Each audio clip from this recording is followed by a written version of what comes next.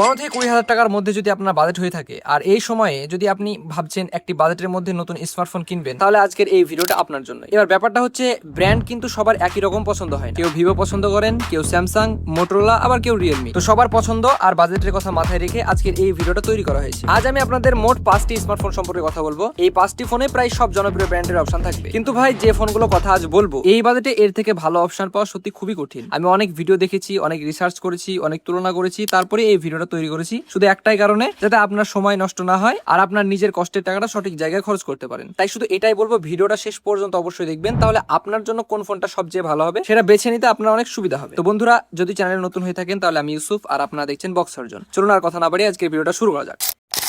এবার বন্ধুরা, যদি আপনার বাজেট 14 থেকে 15 হাজার টাকার মধ্যে হয়ে থাকে তাহলে স্যামসাং এর এই ফোনটা অবশ্যই একবার দেখতে পারেন। যারা একটা নির্ভরযোগ্য ব্র্যান্ড, ভালো সফটওয়্যার এক্সপিরিয়েন্স আর দীর্ঘদিন ব্যবহার করার মতো ফোন খুঁজছেন, তাদের জন্য এটা খুবই ভালো একটি অপশন। এখন অনেকে ভাবতে পারেন এই বাজেটে স্যামসাং কেন? আসলে এই ফোনটা হয়তো সব থেকে বেশি বেঞ্চমার্ক স্কোর করবে না, কিন্তু বাস্তব ব্যবহারে ফোনটা বেশ স্মুথ লাগে। এখানে রয়েছে মিডিয়াটেক ডায়মেনসিটি 6300 5G প্রসেসর, তাই ফেসবুক, ইনস্টাগ্রাম, ইউটিউব, হোয়াটসঅ্যাপ থেকে শুরু করে নর্মাল গেমিং সবকিছু খুব ভালোভাবে হ্যান্ডেল করতে পারে। সামনে রয়েছে 6.7 ইঞ্চি ফুল এইচডি প্লাস 19 হার্জের ডিসপ্লে, স্ক্রলিং অনেক স্মুথ লাগে আর বড় ডিসপ্লে হয়, ভিডিও দেখার অভিজ্ঞতা বেশ ভালো। ক্যামেরার কথা বললে এখানে 50 মেগাপিক্সেলের মেইন ক্যামেরা দেওয়া হয়েছে, দিনের আলোতে ছবি বেশ ভালোই আসে। আর স্যামসাং এর কালার টিউনিং ছবিগুলোকে বেশ ন্যাচারাল রাখে। আর একটা বিষয় আমি স্যামসাং এর সবসময় পছন্দ করি, সেটা হলো সফটওয়্যার আপডেট এবং সিকিউরিটি আপডেট। যারা 3 থেকে 4 বছর নিশ্চিন্তে ফোন ব্যবহার করতে চান তাদের জন্য এটা একটা বড় সুবিধা। এবার যদি বন্ধুরা প্রাইসের কথা বলি, যারা বাংলাদেশ থেকে দেখছেন তারা এই ওয়েবসাইটটা গিয়ে দেখতে পারেন। এখানে 14,500 টাকার মধ্যে আনঅফিসিয়াল মার্কেটে অ্যাভেলেবল রয়েছে, ফোনটা পেয়ে যাবেন। আর বন্ধুরা যারা ইন্ডিয়া থেকে নেবেন মনে করছেন, তারা 13,000 টাকার আশেপাশে পেয়ে যাবেন বেস্ট ভ্যারিয়েন্ট।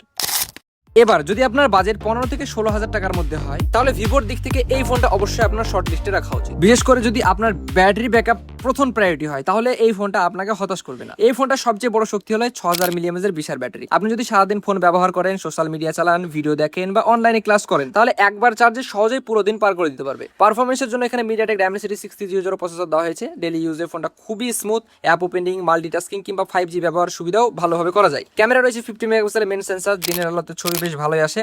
আর ভিভোর ইমেজ প্রসেসিং কারণে কালারও বেশ আকর্ষণীয় দেখায়। সব মিলিয়ে এই বাজেটে ভালো ব্যাটারি, ভালো ক্যামেরা আর নির্ভরযোগ্য পারফরমেন্স যদি চান, তাহলে ভিভো T4 Lite 5G অবশ্যই একটি নির্দিষ্ট অপশন হতে পারে আপনার জন্য। চাইলে এই ফোনটা দেখতে পারেন। প্রাইসটা যদি ছোট করে দেখিয়ে দিই, যারা বাংলাদেশ থেকে দেখছেন এই সেম ওয়েবসাইটটাকে দেখতে পারেন, 15,500 টাকার আশেপাশে পেয়ে যাবেন। আর যারা ইন্ডিয়া থেকে দেখছেন তারা প্রায় 17,000 টাকার আশেপাশে পেয়ে যাবেন। এবার যদি আপনার বাজেট 20,000 টাকার কাছাকাছি হয়, তাহলে মোটরোলার এই ফোনটা নিশ্চিন্তে দেখতে পারেন। বিশেষ করে যারা একদম ক্লিন অ্যান্ড্রয়েড এক্সপিরিয়েন্স চান তাদের জন্য এটা সত্যি দারুণ একটি চয়েস। মোটরোলার ফোনের সবচেয়ে বড় সুবিধা হলো এর সফটওয়্যার। এই ফোনে অপ্রয়োজনে অ্যাপ নেই, বিরক্তিকর বিজ্ঞাপন নেই, ফলে ফোনটা ব্যবহার করতে অনেক স্মুথ আর প্রিমিয়াম লাগে। এখানে রয়েছে Snapdragon 6 Gen 3 processor, daily use, multitasking এমনকি মাঝারি লেভেলের গেমিংও খুব ভালোভাবে করা যায়। সামনে রয়েছে 120 হার্জের ডিসপ্লে, তাই স্ক্রলিং অনেক বেশি স্মুথ লাগে। আর 50 মেগাপিক্সেল ক্যামেরা দিয়ে দিনের আলোতে খুব সুন্দর ছবি তুলতে পারবেন। ছবি কিছুটা দিলাম, আপনারা দেখলেই বুঝতে পারবেন ছবির ক্লিয়ারিটি কতটা সুন্দর। মানে যারা সফটওয়্যার এক্সপিরিয়েন্সকে সবচেয়ে বেশি গুরুত্ব দেন, যারা একটা ক্লিন এবং মানে অ্যাড ফ্রি এক্সপিরিয়েন্স চালাতে চান, ফোন এরকম ইউজ করতে চান, তাদের জন্য মোটরোলা G45 5G খুবই ভালো একটি ফোন। এবার যদি প্রাইসটা ছোট করে দেখিয়ে দিই বন্ধুরা, যারা বাংলাদেশ থেকে দেখছেন তারা সেম এই ওয়েবসাইটটাকে দেখতে পারেন। আনঅফিসিয়াল, অফিসিয়াল মার্কেটে আপনার 18,500 থেকে 20,000 টাকার 500 মধ্যে পেয়ে যাবেন, মানে 18 থেকে 20,000 টাকার আশেপাশে এই ফোনটা পেয়ে যাবেন। আর যারা ইন্ডিয়া থেকে নেবেন মনে করছেন, তারা অ্যামাজন, ফ্লিপকার্ট দেখতে পারেন, 13 থেকে 14,000 টাকার আশেপাশে পেয়ে যাবেন বেস্ট ভ্যারিয়েন্ট। এবার যাদের বাজেট 20,000 থেকে 20,500 টাকার মধ্যে হয়ে থাকে, তাহলে ওপ্পোর এই ফোনটা অবশ্যই মানে একবার দেখে আসতে পারেন। কারণ এই প্রাইসে ডিজাইন, ব্যাটারি আর পারফরমেন্স সবকিছুই খুব সুন্দর একটা ব্যালেন্স পাওয়া যায়। প্রথমে যদি ডিজাইনের কথা বলি, ফোনটা হাতে নিলে একটা প্রিমিয়াম ফিল আসে। এখানকার প্রসেসরটাও মোটামুটি ভালোই, মিডিয়াটেক ডায়মেনসিটি 6300 প্রসেসর ব্যবহার করা হয়েছে, যেটা ডেইলি ইউজ, গেমিং খুব ভালোভাবে করতে পারবেন। গেমিংও নর্মাল গেমিং খুব সুন্দরভাবে করতে পারবেন, কিন্তু একদম হাই লেভেলের গেমিং করতে চাইলে কিন্তু এই ফোনটা আপনাকে অত বেশি পারফরমেন্স দিতে পারবেন। এটা আগে বলে রাখলাম, এটা মাথায় রাখবেন। সঙ্গে রয়েছে 120 হার্জের ডিসপ্লে, যার কারণে পুরো ইউজার এক্সপিরিয়েন্সটাই অনেক স্মুথ লাগে। মানে এই বাজেটের মধ্যে 120 হার্জ ডিসপ্লে খুব কম ফোনে দেখা যায়। আর আমার সবচেয়ে ভালো লেগেছে 6000 মিলিঅ্যাম্পের ব্যাটারি, সাথে 45 ওয়াটের সুপার ফাস্ট চার্জিং রয়েছে। বড় ব্যাটারি থাকার পরেও খুব দ্রুত চার্জ হয়ে যায়, তাই সারাদিন ব্যবহার করলে খুব একটা চিন্তা করতে হবে না। তাই যদি আপনি স্টাইলিশ ডিজাইন, ভালো ব্যাটারি আর ব্যালেন্সড পারফরমেন্স চান, তাহলে Oppo K14X 5G আপনার জন্য খুবই ভালো একটি অপশন। প্রাইসের কথা যদি বলি, তাহলে এই ফোনটা আপনারা সেম এই ওয়েবসাইটটাকে দেখতে পারেন। Oppo K14X 5G 464 এবং 4128 20,500 টাকার আশেপাশে পেয়ে যাবেন। এই ওয়েবসাইটটাকে দেখতে পারেন যারা বাংলাদেশ থেকে দেখছেন। আর বন্ধুরা যারা ইন্ডিয়া থেকে দেখছেন তারা খুব সহজে 15,000 টাকার আশেপাশে পেয়ে যাবেন। বন্ধুরা এখন পর্যন্ত ভিডিওটা দেখে যদি আপনার একটু হলেও হেল্পফুল মনে হয়ে থাকে, তাহলে অবশ্যই ভিডিওতে একটা লাইক করে আমাদের চ্যানেলটা সাবস্ক্রাইব করে দিবেন। আপনাদের এই ছোট্ট সাপোর্টই আমার কাছে অনেক বড় মোটিভেশন।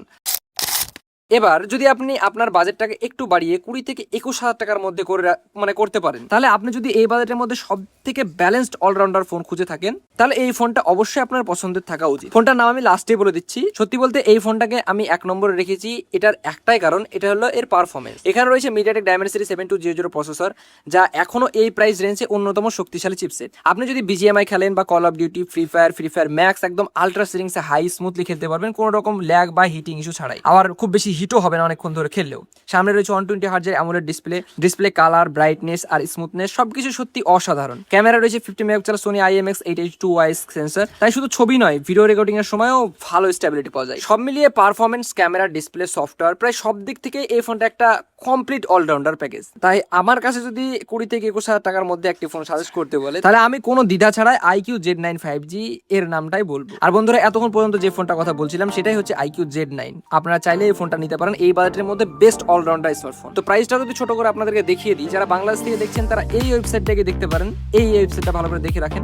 অন্যান্য ওয়েবসাইটে গেলে আপনাদের দামটা কিছুটা একটু বেশি পড়ে যাবে। এই ওয়েবসাইটে গেলে আপনার 21 থেকে 21,500 টাকার আশেপাশে পেয়ে যাবেন বেস্ট ভেরিয়েন্ট। তো আপনারা এদের সঙ্গে কথা বলে আপনারা দেখে নিতে পারেন। আর যারা ইন্ডিয়া থেকে দেখছেন তারা খুব সহজে 18 থেকে 19,000 টাকার মধ্যে বেস্ট ভেরিয়েন্ট পেয়ে যাবে। তো বন্ধুরা, এই ছিল 15 থেকে 20,000 টাকার মধ্যে আমার মধ্যে সেরা 5টি স্মার্টফোন। আশা করি ভিডিওটা দেখে আপনার বাজেট অনুযায়ী সঠিক ফোনটা বেছে নিতে অনেক সুবিধা হবে। আর যদি ভিডিওটা ভালো লেগে থাকে তাহলে একটি লাইক করবেন, চ্যানেলটি সাবস্ক্রাইব করবেন আর কমেন্ট করে অবশ্যই জানাবেন এই 5টি ফোনের মধ্যে আপনার সবচেয়ে পছন্দের ফোন কোনটি। আমি ইউসুফ, আপনারা দেখছেন বক্স সার্জন। আজকের মতো এখানে শেষ করছি বন্ধুরা, দেখা হচ্ছে পরবর্তী কোনো ভিডিওতে। ততক্ষণ পর্যন্ত আপনারা সবাই ভালো থাকবেন, সুস্থ থাকবেন। আল্লাহ হাফেজ।